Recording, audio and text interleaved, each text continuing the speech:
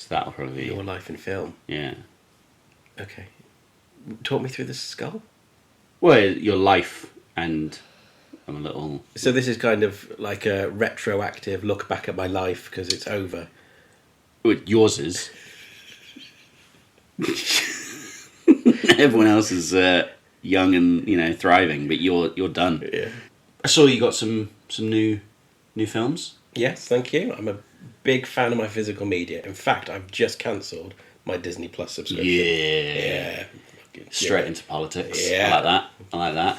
No, it's good. I think there is something about physical media and sort of, I don't know, it's better to have, I think, than to stream, because with stream it takes away that sort of element of choice. You're just watching whatever is available, whereas actually handpicking and going out and buying a film because you like the special features or you like the studio that sort of like puts it out, it's always good. Only buy movies that I really like or are really cheap. That's my fair, 2 rules. Fair, yeah.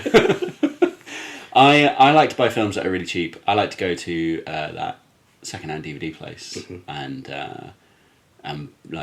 walk away with 20 films for 20 quid, and I'm just like... not say their name for advertising purposes? Well, for legal reasons. Okay. We haven't settled out of court yet, yeah. So... no, I'm sure they'd love if I mentioned DVD Megastore, Darwin Centre. I hope that's the name of it. I don't even know if that's the name of it, isn't it? It's just called Megastore now. Just called Megastore. They got rid of the DVD bit. Possibly. Don't get rid of the DVDs, you get rid of me as a customer. We value your sponsorship, though. Yeah, not a sponsor yet. But yeah, so you've picked up, what did you say, you had Master and Commander? Yeah, recent release, Master and Commander. I haven't watched that for probably about 20 years. But yeah, one of my dad's favourite films. And what else have I bought? Halloween 2. 'Tis the season for Halloween. And yeah, a few others. So we had a good old sale. So when I worked at the cinema, or when my brother worked at the cinema, remember I used to have that huge vinyl poster of Master and Commander? I can't remember that. It was like the entire length of the wall. It was one of the huge vinyl posters that were at the cinema that hung up in the foyer, and I had it in my bedroom. That'd probably be worth quite a bit now. I've thrown it away. Every night I was looked down upon by Russell Crowe. I mean, and now I look like Russell Crowe. I look like Russell Crowe now, though. Rather than... when Russell Crowe was my age, yeah. I didn't look like Russell Crowe.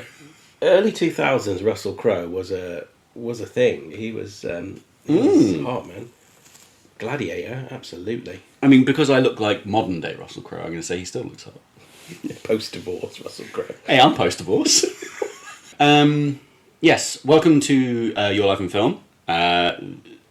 I'm Ted Bennett. Today I am joined with Sam Gillson, or Gillson. Yeah, go with Gilson, easier. No, what is it? I've known you for 30 years nearly. It is actually technically pronounced Gilson, but I sound like I'm going to say Gilson. Yeah, I sound like an arse if I try and correct people, so... 2 L's. It's the G I'm confused by. But, so yes, Sam and I have known each other for the best part of 30 years. We have just watched films, pretty much, the entire time we have been together. But yeah, when we first met, we were both very enamoured by the new Star Wars films. I think we were. It was... Jurassic Park. It was around the time Jurassic Park 3 was coming out. Yep. It would have been kind of, early 2000s, 2001 Jurassic Park 3. Mm-hmm. And I remember we bonded over our love of Dan's JP3 page. Oh, yeah. And, Jurassic Park, Star Wars. For context, we used to wrap broom handles in masking tape. Different coloured masking tape. Yeah, that was it. Yeah. And battle. Look, if anyone's listening, it's a good cheap lightsaber, that. Yeah, absolutely. We also used to cut holes out of animal feed sacks and pretend we were Jawas. Oh, yeah. And whenever cars drove past, we would be like, "Ootini!" So that was another one. Oh, we were virgins for so long. So long, but the coolest of virgins. So our history has always been through our mutual love for film. Mm-hmm. So, I thought, seeing as I've been around for most of your life, I should probably ask you questions about film in your life. I only missed the first 10 years of your life, pretty much. So I appreciate being here. I always love to talk about movies. What I like is we have very different tastes in movies. There is some crossover, isn't there? It's like a little Venn diagram. There's some meat in the middle, but Tremors. yeah, pretty much Tremors, maybe Jurassic Park. Yeah, so we have a little bit in common, but yeah, we have our disagreements, but they're always civil. It has always been quite a lively discussion, even when we were kids and we only knew the films we knew. We hadn't done any research. It was purely gut feeling and why we thought our thought on the film was better. Mm-hmm. And I don't know. I think it's always been a good way of, discussing film. Yeah. I'll jump straight in. Considering I've known you for most of your life, and you pretty much know my taste, I would say. And I've probably been to the cinema with you a lot. Mm-hmm. I wasn't there for the first one. So, what was the first film you saw at the cinema? So I had to really, really try and think about this. So there was probably movies before this when I was a wee toddler. I don't know. But the first movie I actually have full memories of being in the cinema, and this was at the old cinema in Shrewsbury Town Centre, was Babe. First Babe. Really? Yeah. I'm pretty sure it was Babe. And I can't remember. It was... What year was Babe? I think it was 93? No. To the listeners, I'm now Googling the year that Babe was released. It must have been... I thought it was like 94, 95? No, I'm sure it was earlier than that. This is going to be really embarrassing for a movie podcast now if I don't know the date it was released. Oh shit, it was 95. So that's absolute bullshit. Yeah. What I've just said there. So obviously, the movie that I have clearest memories of is Jurassic Park. You saw it at the cinema? Yeah. Did I not tell you that? Wow. Yeah, no, I saw... And this again was in the old... ABC? Shrewsbury Cinema. Yeah, I saw Jurassic Park. And I remember being totally enamoured with it, which... As Ted will tell you, listeners, I have so much Jurassic Park shit in my house. It's unreal. Very, very formative movie. It's a big old pile of shit. Yeah. So there's probably three movies then. My earliest memories are probably Jurassic Park, 1993, Toy Story, and Babe. Those were kind of my three earliest cinema experiences that I can remember. The Jurassic Park one has always been a bone of contention for me because there's only 2 years between us, and you were deemed too young to see it. I was deemed too young to see it PG at the cinema with my parents. I mean, I remember being pretty scared. Oh yeah, like when Mum and Dad came back, they were like, "We couldn't have taken you boys. Yeah. You would have been too scared."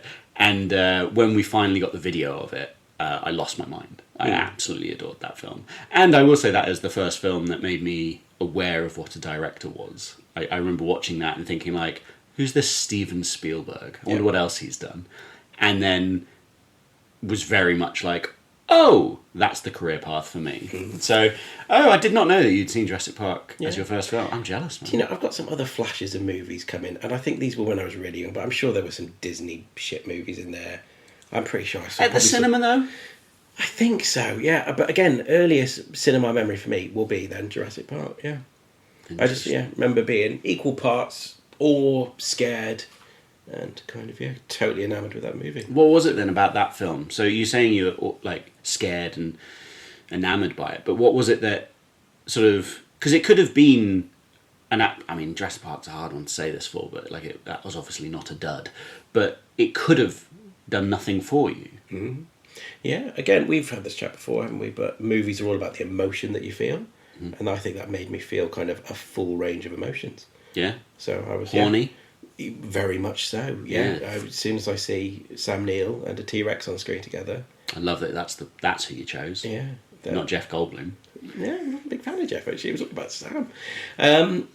So that was a very formative experience for me. It was everything about that movie, wasn't it? No one had seen special effects like that before then. No. And I'll tell you what, like, going back to that film, the CG still holds up. Mm-hmm. It's not like it's that awkward early noughties CG where it was churned out and cheap. The CG in Jurassic World isn't as clean. Mm-hmm. Yeah, so it's all about how it's shot, isn't it? And Steven Spielberg shot it very well using, directional lighting and very limited. So I think Jurassic Park has probably, is it something like 11 minutes of CGI in it? And the rest is all practical effects. I do think the practical effects are the thing that it always sells it when you're looking at something that is physically there. But good practical effects, because Yeah. they use more, like lots and lots of practical effects in Jurassic World Dominion, but because the director wasn't the best. Sorry, Colin Trevorrow, if you're listening to this.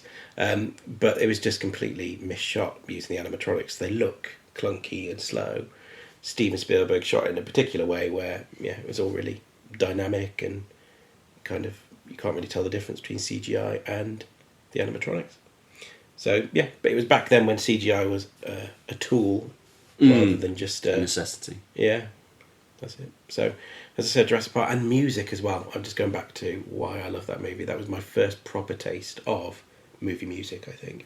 That's fair. I think before then, whenever you're saying about Disney films, obviously they're very sort of soundtrack heavy, but they're also very singy-songy and very sort of like expositional. Whereas Jurassic Park, obviously, you've just got that. It's a classical score essentially, classical music that you're just being swept up in it. Just for the listeners as well, I want to clarify, I don't hate Disney movies, but I really, really don't like all the old classic Disney movies. Judge me all you want, but... I love how no one brought that up. Yeah, sorry. I got a lot of things I want to say about Disney. I've cancelled my subscription, and fuck Cinderella. You know what, there's some Disney movies I like, and that you'll spot a few, like Toy Story, all the Pixar What was the stuff. Robin Hood one? Isn't that Disney? Oh, could be. Do you know, that's my first Yes. crush, yeah. That's why I brought it up. That sexy ass fox.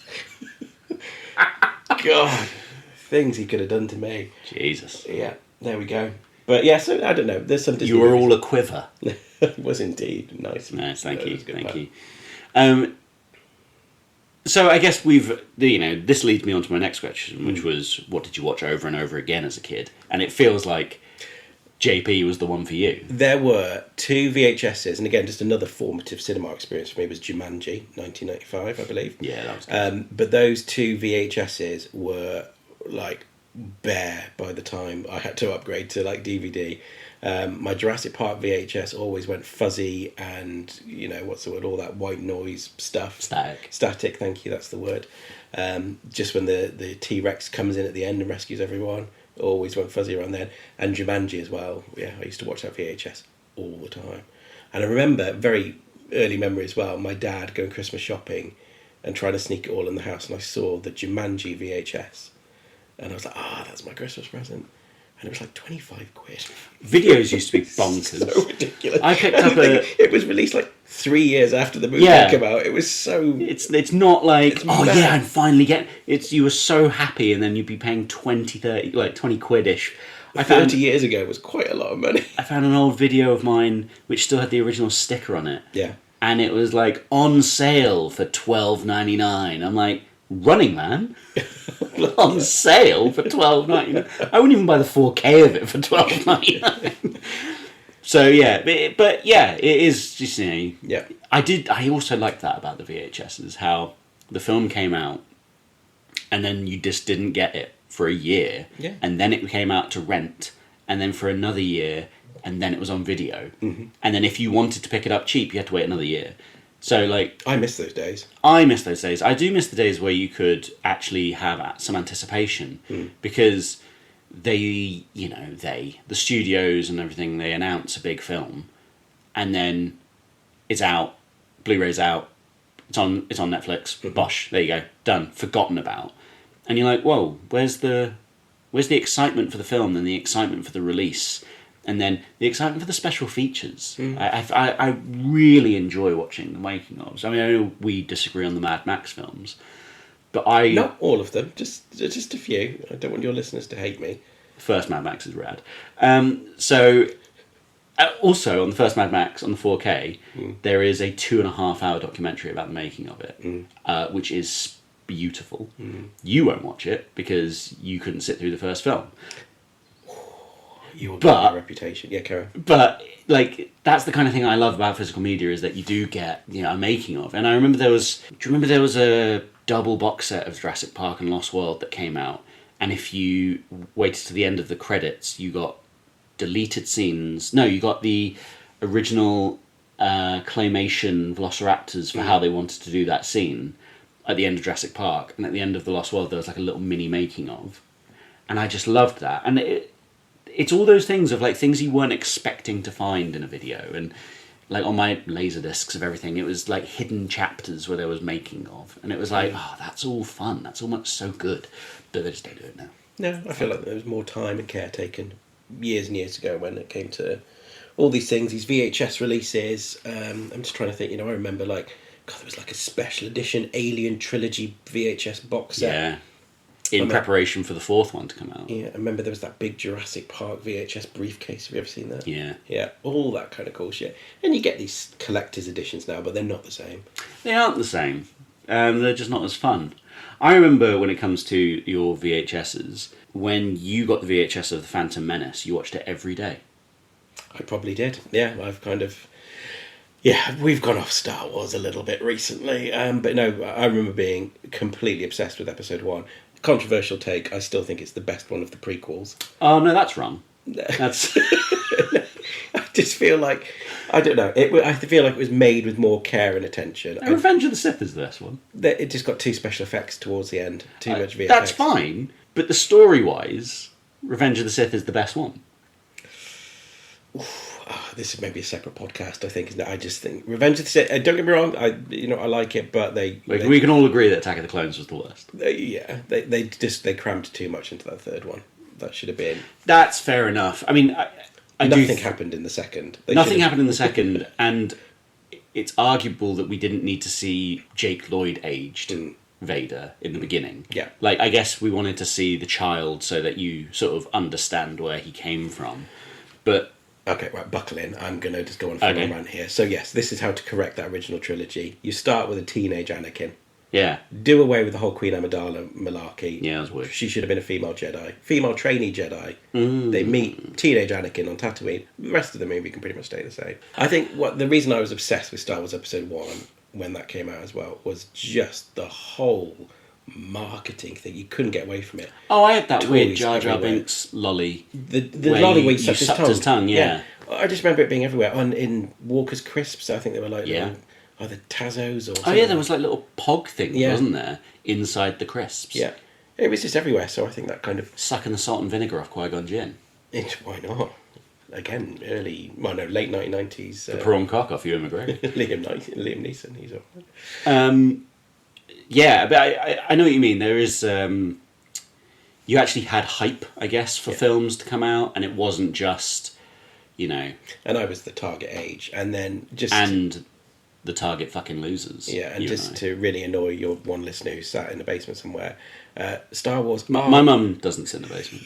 My mum won't listen to this. I don't think it's a controversial opinion, but it'll trigger some people. Star Wars are movies for kids. Yes, 100%. That needs to be put out there, and grown men and grown women who get upset about Star Wars, get your life in order. They're movies for children, marketed for children to sell toys, and that is it. Star Wars adults get very overly protective unnecessarily for an IP that they didn't write or own. Mm-hmm. Like, I've never understood that. Like, I love Jaws. I've never seen Jaws 2, 3 or 4. I made you watch a bit of 4. You made me watch a bit of 4 when the shark fucking roars. And that kind of just made me go like, oh good, I'm glad I've never watched the others. Yeah. But I couldn't care less. If someone said like, we're going to remake Jaws, I'd be like, good luck. You're not going to capture the same magic. Yeah. But that's it. I loved Star Wars. I even enjoyed Episode 7 when it came out, because it was really good to see Star Wars back on the big screen after so long. I hated 8, I hated 9, and I haven't liked much else since it's come out, after all the TV shows. But you know what? I just thought, it's not for me anymore. I'm not the audience. I can enjoy, the first 6 movies. I've got the complete saga on Blu-ray, i.e. 1 through 6. That's it. I'm fine. I can leave that chapter of my life behind now. And in many ways, I still love all the Jurassic Park movies, even though I think they're not really for me anymore. They're movies for kids as well, in a way. No, they are movies for kids. I think the first 2 aren't. I think the first 2 are actually very good at capturing that sort of adult and childhood whimsy, which is what Spielberg does amazingly well. It's funny that those 2 capture it and the rest don't. Yes. And we've discussed that the Jurassic World films, they weren't for me. I didn't really care about them. But when you said to reread Jurassic Park and then watch Dominion, Jurassic World Dominion. Yeah. the Dominion is actually a perfect sequel to the book 20, 30 years later. Yeah. And when I did that, I reread it and then watched it, I was like, oh yeah, this is a good film now. But it's not a good film in my opinion in regards to the other Jurassic Parks, but it is in regards to that book. It's not the best made one, but yeah, I think Meh. spiritually it's a good sequel. Yeah. It touches on the themes of genetics and a little bit more in depth than the movies that came before it.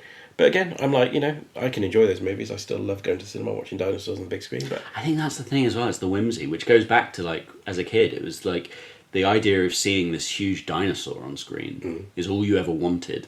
So when they do that for you now, it's like, give me spectacle. Obviously, we've talked about all the films we watched, you watched as a child, and overdoing VHS till they burn out. What was the first 18 rated film you saw, and were you 18 when you saw it? Of course, I wasn't 18. I feel like it was quite a lawless household, your house. No one was monitoring what you were watching. It was. So there's three movies that spring to mind, and it was all because they were on TV around Christmas time. Certainly one of them was Aliens. I distinctly remember that being on the TV and watching a little bit of it at my aunt's house. Yeah. Not totally understand. I would have been probably 7 or 8 when I saw it on TV. Okay. So not fully understanding what was going on, but thinking that was pretty cool. And I just remember everyone screaming at the TV when Burke locked the door behind him. And that was a very distinct memory from my childhood. Everyone screaming at the TV going, "Oh, you pillock." That's so nice, though, that the whole family was, like, surrounded around the telly to watch Aliens. Yeah, and I don't remember being particularly scared. I thought it was really cool what I saw on screen. The other movie I remember watching far too young, and again, I think it was on TV, was Predator. And I remember being so scared of that movie that I couldn't walk outside. And if I saw a tree moving and, in the branches waving, I was like, oh, well, obviously I'm dead. I hated that. Obviously scared the shit out of me. And do you know what? That's probably still a movie that actually kind of triggers me in some ways. Oh, really? Yeah. That's interesting, because there is all those films that you watch as a kid and you think, oh my God, that's triggered me forever. And then you go back and watch them and you're like, no, that's fine. And that doesn't affect you anymore. Yeah. But it's nice that one still gets you in some way. Yeah, the music, I don't know, the sound effects, it's still kind of, it gives me the heebie-jeebies sometimes. The other movie, I think you'll know what I also watched, wasn't an 18, 15, watched it far too young, also gave me a fear of going outside. Tremors. Oh, right, yeah. Couldn't walk on bare earth for like a few years after that. I could only walk on concrete. Is that why you wouldn't walk through the fields to my house? Possibly, yeah. That was a lazy shit as well. Yeah. Those movies I watched far too young, but they are some of my favourite movies now. Love the Alien movies, some of them. Love the Predator movies, some of them. Yeah. And then Tremors, I think they're great. Some of them. Yeah. Yeah. 1, 2... I don't mind 3. 3 is... I actually quite like 3. 4, the one with the... Back to Perfection. Yeah, it was alright. 5, we don't talk about the other ones so much. No, I think I missed 5 and then jumped straight to the final Burt Gummer one. I mean, they're straight to video trash, but they have a purpose. So was 2. Oh, that is true, yeah, no, straight to video. Yeah. But... and brilliant. Yeah, it was made with a lot of care and attention. For the listeners here, I do have the first 2 Tremors on 4K, the Arrow Collector Editions. Yeah, I'm jealous. I'd be very tempted to steal those off you. Yeah. Or when you die. No, this all goes to you, don't worry. I'll sick. Have it written in the will. Why the fuck do we double up then? Yeah, it's true. I had to make a spreadsheet for me and my father-in-law. So I was like, I'm not buying the same 4Ks. And he was like, good move. But yeah, so those were the earliest kind of memories of movies that I watched when I was far too young. Do you think 18 rated films when you were a kid had a lot more... Oh, they're totally different now. Are you going to try and say like how the classifications have altered? How the first Halloween as an 18 is ridiculous. No, I wasn't going to say that. So don't put words in my mouth. I think 18 rated films when we were kids felt so different. They felt like, oh, it's an 18, you know? And you thought you were going to see some nudity, some guts and gore and shit blowing up and swear words. Am I going to learn a new swear word? Ooh, I wonder what that means. Whereas now, an 18 is fucking Deadpool. Is it? Sure, I don't care. No, I think the first... Well, they're 15. I don't know what they are in there. That's another thing. Name a good 18-rated film recently that actually made you feel like, oh God, yeah, this is adult in its nature, not just this is like, oh okay, you said cunt and there's some fucking gore. Oh, can we swear on this podcast? I'll bleep it. No, I swear. I don't know when I swear, so. But yeah, they don't tend to make or release 18s that much anymore, do they? Because it kind of limits the audience, I think, that will watch it. They tend to make movies 15s where they can. Plus, 15s now are way gorier than bloody 18s back when we were kids. Yeah, that's true. But I remember that being the problem with Terminator 3. Terminator 3 got rated 12. It's supposed to 12, isn't it? And my outrage at that. Please, because I think it was the first time I was old enough to go to see a Terminator. Obviously, I was a child when the first two came out. I wasn't alive when the first one came out. By the time the third one came out, I was like, yes, I can go see a Terminator at the cinema. And it was a 12, and I was like, don't know if I want that. So yeah, they're having to sort of scale down films so they can get a wider audience. Does feel like, well, don't punish grown-ups just because kids like some shit. Didn't they re-certify Terminator? I think they did. As we are speaking, I'm looking at my 4K collection. The first one is a 15. I could have sworn it used to be 18. Yeah, I swear it was an 18. And then when it came out on DVD, they knocked it down to a 15. Yeah. Which, I guess that's an interesting take on it because, you know, I'm now, different times and different whatevers. For the listeners, I'm now just looking at my DVD collection, having a look at what 18s I've got. So, the Mad Maxes are 18s. That probably wouldn't stand now, would it? I'm not sure. Yeah. Predator? I mean, no way would Predator 1 and 2... Predator 1 might. No. Predator 2, there's a man who takes a snooter off a huge pile of cocaine. Oh, that'd be PG nowadays. I'm just trying to... So I've got, Predator, Saw. Okay, that would be an 18. Saw would definitely be 18. RoboCop.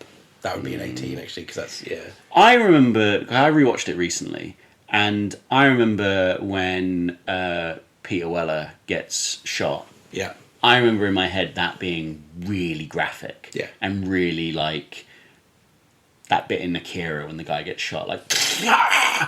And when I was rewatching it, I was like, oh yeah, he gets shot a fair few times. I remember being traumatised by that as a kid. And then his hand gets shot off? Yeah. I do love RoboCop.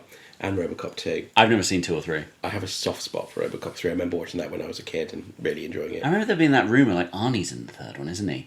And I was like... RoboCop vs Terminator.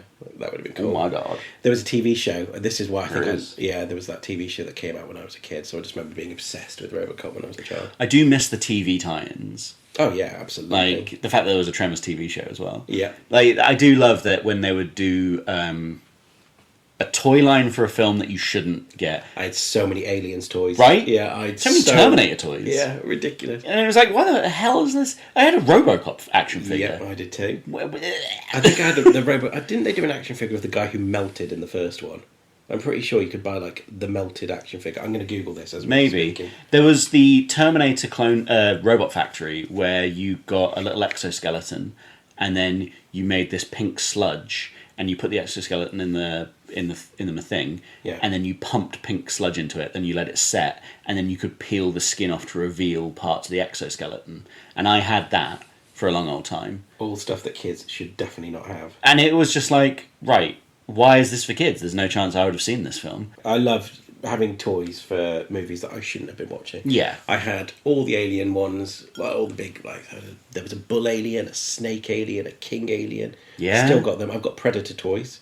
So we've talked about the first film you saw that was an 18 that you weren't 18. What was the first film you watched that was like a proper grown-up film? I'm not talking like pornogs. I'm talking like a film that clearly wasn't designed to be enjoyed by a child. Like, Terminator is an adult film, but it's enjoyable for all ages. You just shouldn't watch it from a certain age. Mm-hmm. But, you know, an actual, honest-to-God film, not a movie. That I was age-appropriate for? Maybe not, actually, no, because I think you can still, even as a kid, you can watch like an adult film and appreciate what it is. That's a very good question, then. So my first kind of adult movie experience... To me, an adult movie back then was like a talkie movie. Yeah. It didn't have robots or dinosaurs or aliens, so probably Dog shit film then. the first, and you're going to appreciate this because it's up there in my 4K collection. Transformers. Yes, it Okay, was. yeah. Yeah. No, the first proper adult movie I think I remember, and I had a sick day from school. Yeah. And I popped the VHS into my. Did it turn out to be a double sick day? Yeah. I did a double feature with this and Gladiator, I think, afterwards. Okay. But the first proper adult movie I remember watching as a kid, Shawshank Redemption. Oh, nice. Obsessed with it after Yeah. I said as well. And I would watch that on a weekly basis. It is a very good film. That to me was a grown-up movie because it was a bit talky. There's no action in there, is there? No. Apart from Andy Dufresne trying not to get raped. Yeah, well, it was a edge of your seat moment, really, wasn't it? My first proper adult movie experience. Interesting. Because obviously there was the, if you've grown up watching Jurassic Parks and Tremors and all that thing, what was it about the front cover or the box art of Shawshank that made you go, yeah, this is for me? I can't really remember. That's a very good point. So I remember that old VHS and it had a picture of him at the front in the rain. Oh, really? That was on the front? Not the floating heads of Tim Robbins and Morgan Freeman? No, I'm pretty sure. It was the one of him stood in the moonlight in the rain? It was like a slightly orangey colour. Oh, yes. Yes, I know the one you mean. I Where know. it's sort of like, it's a third from behind him looking up. Yes, that's... Yeah. Obsessed with that. Don't know why I wanted to watch that. I think it might have been... I think it might have been something to do possibly with Morgan Freeman, and I'd watched him in another movie. I might have seen him in Outbreak. Right. And you then- thought, Yeah, I like remember this guy. really liking Outbreak when I was younger. yeah. And then, so there was a VHS of another movie with him. I thought, well, watch it. And I loved it. I do miss that sometimes when I didn't have access to Letterboxd and IMDb, and now if I want to know about all the films that an actor has been in, I can just fucking find out. Or if I want to find out, like, what are all the new French extremity films? And I can just get a Letterboxd list for that and then just look them up. I loved it when you would go through a video collection or you'd go to someone's house and you'd be like, the hell is this? Mm-hmm. What's The Exorcist? This looks really scary. And you had no idea what it was. And I do miss that. I think that's why I really like Blockbuster as well. Because you would you didn't know. No, I remember me and my dad every Saturday used to go and get a McDonald's and then go to Blockbuster, and I would walk around looking for movies to watch. And I remember that's when I discovered that there was a Jaws 3. So I remember renting that one. That was when I think I discovered the Tremors 2 as well. I hadn't realised there was a Tremors 2. I remember walking up and down the Blockbuster meal brace, just looking for movies that I'd never seen before. But just that, the joy of walking up and down a thing. And then it was like 98 when Rush Hour came out, and I didn't really know who Jackie Chan was. Was that really 98? Yeah. Shit. And I didn't know who Jackie Chan was. I just like, I love this guy. This guy's hilarious, and he's like a modern age Buster Keaton, thinking I was the first one to ever fucking think that. And then loving it, and then going into a Blockbuster and being like, what the hell is this? And then picking up, like, in the foreign section, Police Story 1. And I'm like, this must be one of Jackie Chan's really early films that no one knows about. And then watching it and being like, well, this is so fucking good. And then just finding out films by watching them, not by just, I looked at their IMDb, I've gone to the Wikipedia, I've read the synopsis of most of their films. Yep. Yeah, it sounds like you probably missed most of them. No. I loved watching them and then finding out, like, oh, that one's really shit. But I know. Yeah, because I watched it. Yeah, I watched Discovering movies organically. Some of my favourite movies I have seen, because they were like on at BBC Two at 2 o'clock in the morning. Have you ever heard of the movie Outrageous Fortune? Bette Midler. Yes, I know of it, but I've never seen it. That movie was on at like a ridiculous hour in the morning. I remember waking up, going for a pee and turning the TV on. And then just found that movie really, really funny. It was a comedy. And then, having to import the DVD from America on Play.com because they didn't have one here. I loved Play.com. And that's how I love finding movies that you've never heard of, and just discovering them. I joined that movie halfway through. I thought, this is really funny. I'll have to watch it, and then love it. I miss that. I do miss that because I don't watch terrestrial telly. Like, No. it's just I don't. To be honest, I don't watch any telly. you can keep coming at me all you like, TV licensing people. I don't have a fucking antenna attached to my house. You can fuck off. But, like, I don't watch any live TV on any streaming service or anything, because I haven't got the fucks for the amount of shite that is on there. Yeah. But the thing I did miss is, like, if you were a kid and you woke up in the middle of the night and you just turned on the telly in your room, and then halfway through you've got fucking barbed wire or something, and you're like, what's going on here? This is a bit juicy. And then you'd watch it, and you'd be like, I have no idea what that film was. I turned on Sergeant Kabuki Man NYPD, which I think is a trauma film. And I didn't understand a single word you just said. But I've never seen it in the wild. Like, I've never seen a DVD of it, never seen a VHS of it. And I remember thinking, this is absolute dog shit, but wonderful. And there was some nudity in it, and I loved it. And, you scramble to try and get a VHS into the fucking TV DV Quebecer. God, to press record. And record it and be like, oh, God, yeah. And then you've only got a film that's only like 3/4 of the way through, and you're like, oh, I hope it comes back on at some point. And it's weird how many films your parents would, I say let you watch, but Ours didn't care. Ours didn't care. Well, they care. My mum, I think she tried the most 1% of effort, because we would all go to Blockbuster and we'd rent a kids film and an adults film, right? And I think we'd all watch the kids film. That was fun. And then me and my brother would go to bed and they'd watch their adults film. You know what I'm saying? No, they watch their grown-up cinema. Leon. It was usually what my dad was like, let's get Leon again. Basic Instinct or something like that. And, but there were certain ones, like Terminator 2, where I remember they got Terminator 2, and the bit where Arnie, cuts the flesh off his hand. Oh, the mum hand over your eyes. Yeah, it was either the hand over the eyes, the time. or the look away now, boys. Yeah. And as a good little boy, I'd be like, oh, well, Mum said look away, I will. And then one day I did that, and I looked, my brother wasn't looking away, and I was like, wait, we can watch? Oh my God. I remember there was a movie I watched as a kid. It was just on TV, and it was I don't know, it was about some drug dealers or something. There was an Asian gangster in it, and he had to cut off his little finger. Yes. And I distinctly remember my mum screaming, Mike! At the top of her voice, and my dad putting a pillow over my head to not see the finger being cut Was it off. Yakuza? I can't remember what it was. I would have been far, far too young. I would have been 5 or 6 or something like that. So that was a very formative experience as well. Just talking to movies that probably scared us and had my eyes covered. I voluntarily covered my eyes during Ghostbusters whenever that was on TV. I used to hide behind the sofa. Terror Dogs.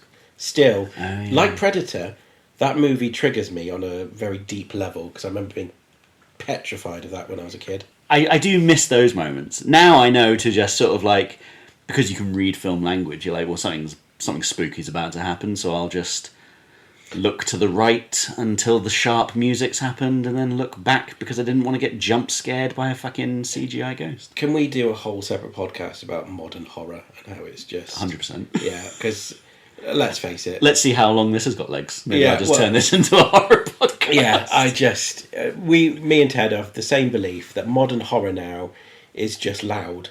Yeah. That's the only reason why things are scary. There's no suspense anymore. Nope. It's just a loud sound effect. Mm-hmm. Michael Myers, if he appears on screen now, all you hear is do you sound effect? And there's some loud music, and it's all about jump scares now, and it's piss poor. Yeah, I don't know. I'm not a big horror connoisseur. I mean, again, if we're looking at my collection here, what have I got horror-wise? Love the screams. I have a soft spot for Saw. You are a serial killer horror. Yeah, a slasher horror guy. Yeah, I just don't find Halloween and Scream you fucking love. Yeah. Saws you love. Yeah, I have a soft spot for Saw. I do. I tell you what. Conjurings. I do like the Conjurings. Actually, they're very good. The other ones which I've got on there, the first 1 and 2 are all right. Paranormal Activity. I saw Paranormal Activity when I was doing my masters, so I would have been 20, and I remember going. Subtle brag. Yeah, just a little bit. Yeah, I've got a master's, people. Oh no, it was when you were 20. So. Oh, okay. Yeah. I remember watching that in the cinema. I didn't sleep for 2 days afterwards. Oh, it's such a beautifully easy idea that cost fuck all to make, and it's gone on to make millions. Fair fucking play to them. Me up. Yeah, so I've got a soft spot for apart from the cloven hooves in the flower. Oh, that was creepy as fuck. I think that bit That was the bit that made me go, yeah. But you see, that is what I'm talking. That's kind of classic horror. That was all about suspense. Yes. Build it. It wasn't just. We didn't loud see sound. anything. Yeah, and there's the loud bangings here and there, but it's all about tension and soft build up. Which is the same with things like the Blair Witch. That there was all of the pre-build to it and all of the marketing around it that made you think it was real. That made you watch this film and be like, oh God, they are in the jungle. They are in the woods and all that kind of stuff. And then, when you watch it, you're like, oh, no. It's just a good, spooky film that's got some weirdness in it. And they don't show you anything. Because what's scarier? What's in your head. Yeah. And it's a bit like the end of Signs. Remember how we were terrified of Signs? Oh, God. For the listener, we lived on... We were separated by a cornfield. Yeah. I was trying to say how we both lived on a cornfield, but I don't... Yeah, we were separated by a cornfield, so... Signs didn't go down too well for me. But Daddy, there's a monster outside my window. Can I have a glass of water? I was fucked up. That whole Signs was a kind of a slow burn, all about the atmosphere, the tension, the VHS footage of the alien at the party doing the walk completely goes off the rails at the end. As soon as you see it, as soon as you see that alien, when you see the alien and the camcorder birthday footage. Yeah, that's what I was saying. That bit and the arm. Oh, awful! Terrifying. Yeah. It's so horrible. The silhouette in the moon, the grainy VHS of the alien, and the arm of the alien. Yeah. Oh my God, that's so good. And then when you see this fucking alien holding one of the Culkins just at the end, it's just like, that I'm not afraid of. And if Joaquin Phoenix can knock it out with a fucking baseball bat, why is he the first one to figure this out? Cut that end fight out, and that would have been a really, really good, solid horror movie. But still, I still enjoy it, even with that ending. But that movie, God, I remember that really messed us up, didn't it? Good and proper, that did. Yeah. Do you know another movie I remember seeing at the cinema, and it inordinately messed me up? The Mothman Prophecies. Have you rewatched it? It's not good. It's not a scary film. It's not scary at all. But when did we go to the cinema and see it together? Terrified. That was so... I was fucking terrified of that I film. couldn't drive home and look at brake lights because I was worried they were going to turn into the Mothman's eyes. And it's just... Nothing happens in it. And it's not even it's not a horror, is it? No, it's meant to be a psychological thriller. Why were we so scared of it? I don't know, Richard Gere. I don't know. There was something about that film that really got us. Yeah. Maybe it was just Mothman, There was that. I'm trying to think of all the horror movies that we saw when we were kids. That, Signs, if you can call it horror. I remember we watched Halloween Resurrection. That was my first taste of a Halloween movie. I still have a soft spot for it because of that. It's a shame that it's so bad. Yeah. Because, again, it's the Terminator 3. Yeah. It's the first time I was old enough to go see one at the cinema. And I was like, this is wank. I don't want this. It did start off my lifelong Halloween obsession, so I'm always grateful for it, but... I was aware of H2O because I remember My Best Friend the Alien, the Christopher Lloyd film. Right. That was out at the same time as Halloween. Okay, and it was the same time that The Matrix came out in 1999. Okay, yeah. So... Halloween H2O was 1998. It was in 1998, so it must have been 1998. It wasn't The Matrix then. But my mum and my brother went to go see a film, and I wasn't old enough to see that film. So my dad took me to go see, My Friend the Alien or whatever with Christopher Lloyd. And Halloween H2O was playing in one of the other screens. And I was like, oh, I wonder what that is. Oh. And the door creaked open and I heard some screaming and I was like, oh, God. It's remarkable. See, I had Halloween hadn't existed to me before Resurrection. Isn't that You used to have that sick box set of the first 6 films. Yeah. Which goes for fucking money now. I know. And I think I literally just gave it away. Probably to me, and then I sold it. We were talking about horror films, but I think it's a good time to move on to the next thing, which is what film holds a special place in your heart. Because we've obviously discussed, your Jurassic Parks and your Tremors, they really had a place. Formative Halloween. experiences. But what film, you can go back and you can watch that film, and you might know now it's not particularly good, or you might know now that it's actually spectacular, but what's a film that just, that holds such a place for you? Oh, man. Congo. So, again, I'm all about... right. Right! Just when I thought the audience might like me, and they now know I've got Congo, so I imported a special edition of Congo. For me, movies are all about the emotion, and I watch it and I think, I can remember watching this when I was however old, and, and reliving those feelings that I had. So Congo holds a special place in my heart. But what movie can I revisit over and over again? That's such a good question. I'm going to have to come back to you on that one. I mean, it's obviously Jurassic Park is the winner for me. But I think that's a fair answer. I think it's not like you've talked about it a lot on this podcast, so obviously it's not a film that you've taken lightly. It is a film that you care about. Right, just for the audience. Get up. Can I get up? Hang on. They can still hear me. I'm going to shout. So I'm just having a look at my collection now. And immediately I'll probably draw into Home Alone. Oh, nice, yeah. That is... I watched that a lot as a kid. Yeah, and to me, that's Christmas to me. And I don't even like Christmas. So I'm probably going to say Home Alone is a really good one. Yeah, that's probably my winner. Okay, so Home Alone is the one for you. Interesting. Interesting choice. I don't think it's controversial, but look at that segue. But talking about controversial opinions, what is your most controversial opinion? Like, I'll put this out here in this episode. I couldn't give a flying fuck about the Dark Knight films. I think they're very boring. You've just lost 95% of your audience by saying that. Fuck them, I didn't want them. The problem, me and Ted have bonded over our dislike. Dislike is probably a strong word. My complete indifference to the Dark Knight movies. Inherently, it is a movie about a man who dresses up as a bat to beat up criminals. And wants to be taken seriously. It is a superhero movie. It's meant to be stupid. I don't like Nolan's ultra-realistic... Also, you're a multi-billionaire. Yeah. Help fund the police. Run as mayor of the town and clean it up as the mayor. I suppose his dad tried that and was murdered. That was the He's trained as Batman.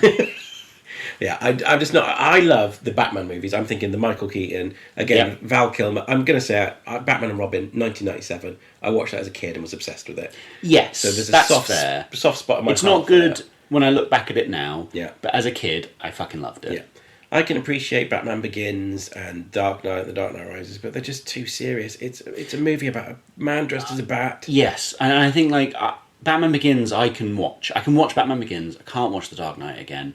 For the benefit of the listeners who think, well, whatever, I saw it when I worked at the cinema. Like, we saw it on the day or two before it came out.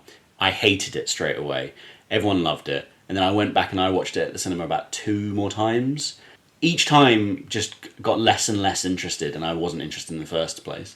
And then when it came out, I watched them again, just because, okay, some time's passed, maybe the hype's died down, maybe I'll feel differently. Nope. I still just find it to be a really, I'm not interested in it. Batman Begins was okay. Exactly. Dark Knight was, it was good. The performances are what carry that movie, though, not the plot. And what is really weird is that this is a thing that I've mentioned about weapons on previous podcasts, that the Weapons film that came out recently, the trailer for that looks really good. The film, I didn't like that. You didn't like it either? Oh my god, it was so bad. Yeah, I was, segue here, I was really disappointed. Oh my god, it was so disappointing. Okay, and then to round this out, what have you been watching recently? The last 2 movies that I've watched, I've been movie nights with some mates, so I had a friend come over, we watched Master and Commander. And then I had my dad come over. I've recently imported the 4K version of The Searchers, which is an old Western movie, my dad's favourite movie, so he came over for a movie night, and we watched that. It looked glorious. The best 4K I own by far. I tell you what, I will have to buy that. In fact, after this, I'll show you a bit of it. It is insane. That's sick. Yeah. But I think that's the thing about movies that I really like. And I like it's in our families specifically as well. Like, me and my dad once watched the Hearts of Darkness, the Apocalypse Now making of, and we had a great time. And it was just like being able to watch a film with your dad or your mum or any family member, or watching like the documentary of a film, and just sort of having that communal sort of experience of watching something and both really enjoying it and then having a little chat about it. I really love that about film. I think that's one of my favourite things, is always the post-film fucking Post-film bitch chat. fest. I couldn't believe that my dad actually stayed awake for the whole movie. Get off. He even cried a little bit at the end. Tonight I'll be watching Mad Max: The Road Warrior. Have fun with that. It's sick. Yep. And it looks beautiful. I was going to go to the cinema and watch The Conjuring: Last Rites, but I can't be asked. So yeah. Oh, really? Yeah. Okay. No, I will go, but just not tonight. I don't feel 100%. I want to stay in. And there are so many movies that I bought that I haven't yet watched. I've got shelves and shelves and shelves of films I've not watched yet. Awful. Like, yeah. I could spend the next 3 weeks just staying inside watching movies, but... You're going to, aren't you? No, yeah, pretty much. Yeah, Probably, that's what I'm going to do. It is raining outside, so that's the perfect excuse to stay in and watch shit. Sure. I've had to put cardboard and thick blackout fabric over my window to block out all the sunlight. But because I do that, it becomes like a sensory deprivation room, and I have no idea what time of day it is and what the weather's like, and the guilt has gone. The guilt of watching a film on a sunny day, that doesn't exist anymore. And it's fucking lovely. It's completely disassociated psychopath. I watched all 5 Lone Wolf and Cub films in pitch black in my office, like, this is so nice. It's a dream. So yeah, rainy day. I'm not going to feel guilty about staying inside watching movies today. But yes, that's probably next movie, I think. I've got a few more on order, which will be coming soon. What you got? So I've got the 2 Trons coming on 4K. And then cinema-wise, in the next few weeks, I don't know, it's pretty dry now, I think, until the end of the year. But We've had a good run, though, this year. Summer's been really good. I am looking forward to, Tron Ares. I'm trying to think what else. Wicked, I don't care. I love it. I won't watch that. Yeah, I'm going to go and see that. And then Avatar Fire and Ash, I definitely won't see that. which has a really, really disappointing trailer. Have you seen the trailer? Yeah. It's so I weird. think we saw it together. Yeah, it's really crap. But I've not enjoyed those films. I'm sure it's going to look good. I mean, that's the thing with these Avatar movies. Plot, no. Looks amazing. So it looks like there's some good things coming out. Looks like we've got some things to watch in our own collections. Thank you for being on this podcast with me. It's been a lovely thing to talk to you about film. it's been a pleasure. I hope to join you again at some point. And Yeah, I don't know how we would do the same format again, but we could do something else. yeah, it can be talking about... DVD roundups. What have we bought? What are we watching? Absolutely. Pickups. Actually, that could be a fun one. Pickups. Can we just do like a whole special on a movie? That would be pretty cool. That could be fun, actually, if we both watch a film, like book club it, and then just... Proper deep dive in the movie. All One right. that we both haven't seen. Or The Dark Knight. No, we're not doing fucking Dark Knight. That'd be shit.